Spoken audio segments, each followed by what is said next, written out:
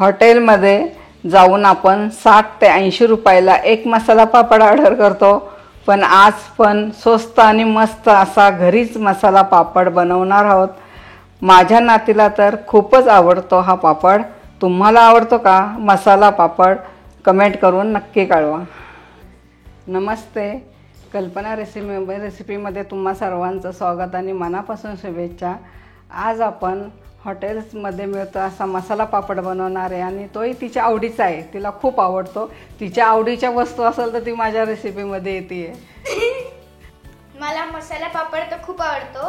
जर तुम्हाला आवडला असेल तर लाईक, शेअर आणि सबस्क्राइब। आणि मी आवडत असेल म्हणजे व्हिडिओमध्ये यायला आवडत असेल तर तरी कमेंट करा।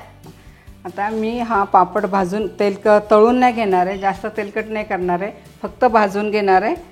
त्याच्यासाठी मी फक्त तेलाचा वापर करणार आहे। हे थोडंसं तेल लावून पापड भाजणार आहे।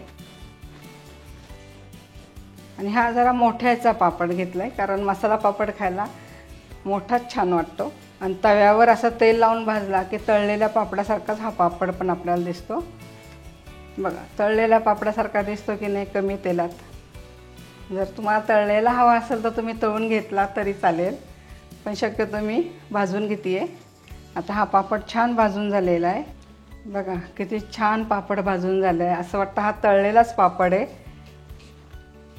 आता ह्याच पद्धतीने आपण दुसरा पापड भाजून घेऊया।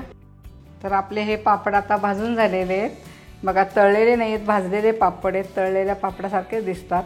तर आपण आता ह्याच्यावर टाकणार आहे, पहिला हा चाट मसाला टाकतोय। चाट मसाल्याने खूप छान लागतो पापड। आता लाल तिखट टाकतो ह्याच्यावर।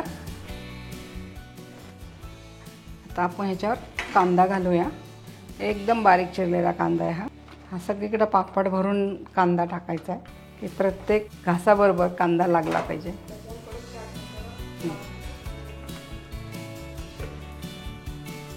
जसा कांदा टाकला तसा भरपूर टोमॅटो टाकायचा ह्याच्यावर।